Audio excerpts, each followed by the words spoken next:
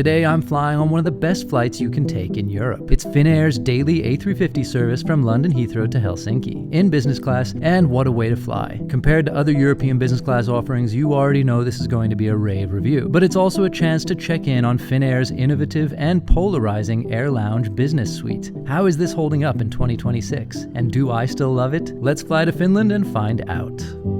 Time to fly Finnair's A350 in business class on a little short-ish hop from London to Helsinki. I've reviewed this before on the A330 and the 350 even further back. You've seen this product, but it's always fun to make a little video when we can. Little A350 flight in Europe. This is a great way to get around in Europe. If you can catch one of these Finnair 350s, I'm gonna check out how it is in 2026. Almost time to board. I think they are boarding actually.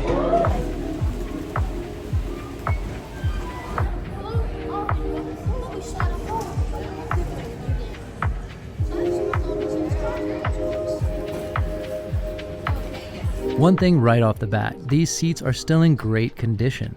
They really feel like a quality product. You can really spot when these seats are cheaply put together by airlines because they start looking scuffed and damaged just months after installation. I'm not sure what they're doing behind the scenes to keep them this way at Finnair, but everything here looks and feels basically like new. And this seat has been around a while now, so that's great to see. In case you're new to this, the reason it's been controversial is that this seat has no recline or lounging position. You simply hang out in various positions as is, aided by some nice pillows, or you can lie down flat. Some people hate this, but I love it. It was so bold to do this, and I think it really works. And it's as ever a lovely, cozy, comfortable space that also feels very premium. There's also plenty of storage. You'll see we have a typical intra-European service on board this flight, so it's not indicative of what you'd get in the A350 long-haul business class, but it's a very nice service regardless. Fasten the front buckle and tighten the strap, and your seat back is upright.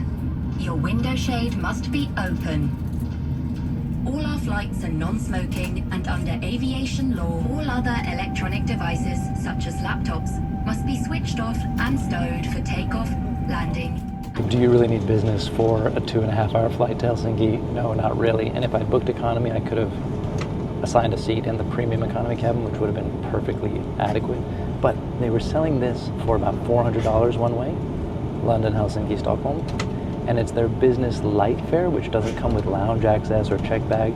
I don't need a check bag, and I get lounge access anyway because I have One World Sapphire status.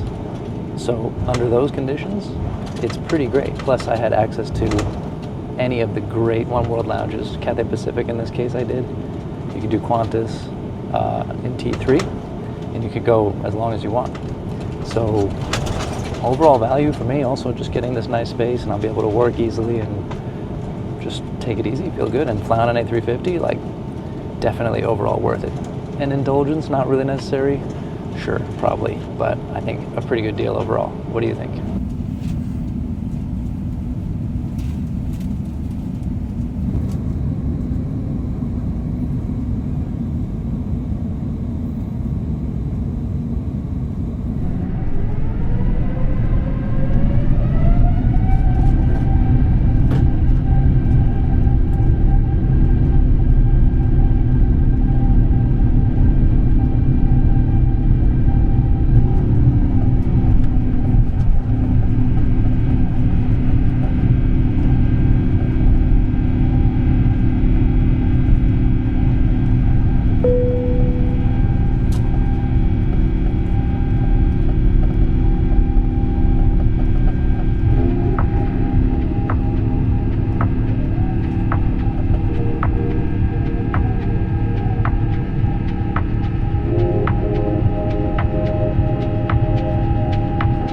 The thing is, on this day, SAS and BA nonstops to Stockholm, my ultimate destination, were running around $400 for economy. That made doing this for a similar price in business, despite the extra travel time via Helsinki, well worth it if you ask me. If BA had been $150 for economy, I probably would have just picked that and saved the time. But today, this was a no-brainer. And in case you forgot, because I kinda did, the A350 is stunningly quiet. Add in this calming cabin with no center overhead bins, and what a lovely place to spend 2.5 hours in.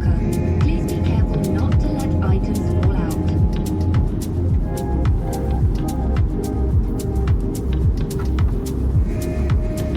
lunchtime now, and it's all very tasty. I'm opting for blueberry juice because I'm so used to that on Finnair. It feels like it's not really a Finnair flight if I don't order it. Very happy with this meal overall. And even better, they bring around warmed pistachio buns with coffee afterwards. Perfection.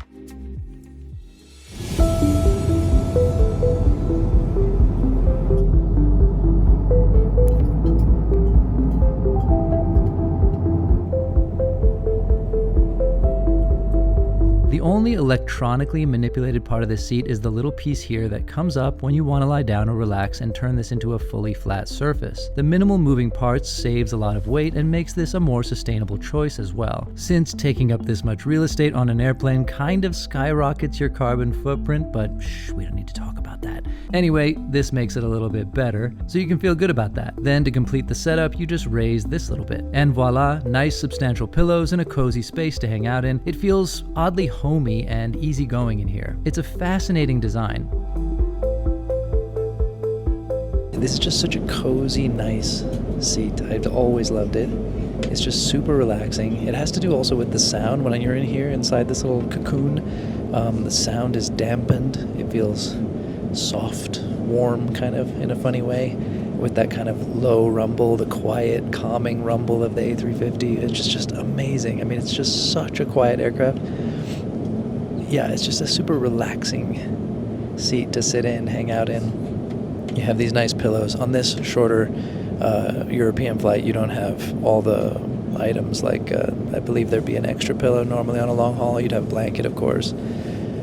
Headphones, things like that are not here. But even so, it's just lovely. And this sort of, it's not just the fabric around you here on the inside the seat shell. It's also whatever they've done underneath. It's this kind of thin but very soft, comfortable layer underneath this fabric here, so you can kind of lay your head against it and it's comfortable without a pillow.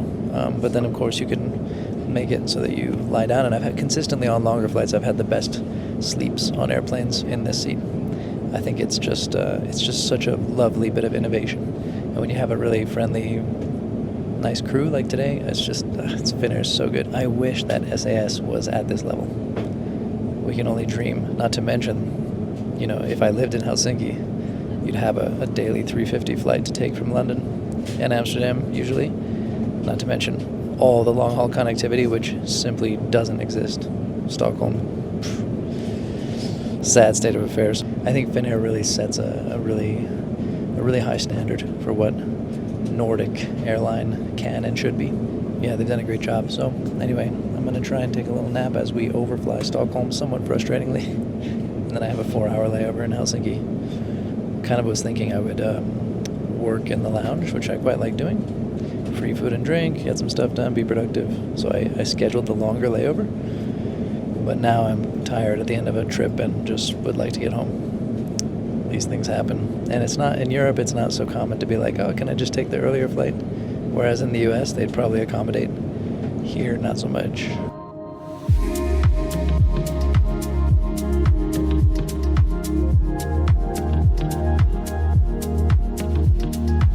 And that's about it. A simple service on this one today, a very uneventful experience, but an altogether satisfying and uplifting flight. Just a bit of a shame about the weather in Helsinki, but at least I'm not getting off here. If you've flown this product, do you agree with me? Let me know your thoughts in the comments.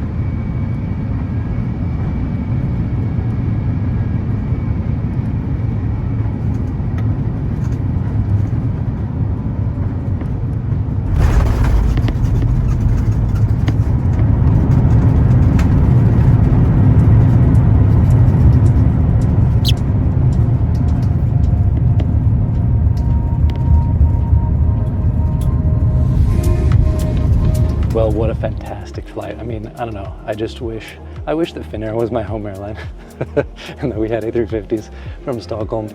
at least to London and Amsterdam, not to mention everywhere else in the world. But instead, we get SAS, one A330 to New York, and we need to be happy with that. And I just wish every flight around Europe could be on an A350. It's just, it's such an amazing plane.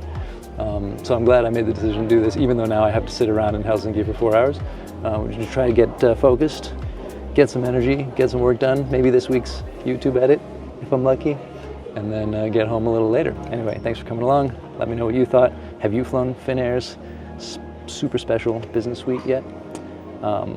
Mixed opinions, I know. I know, controversial for some people, but most people I've talked to love it. I'm Gabe Lee. See you next time.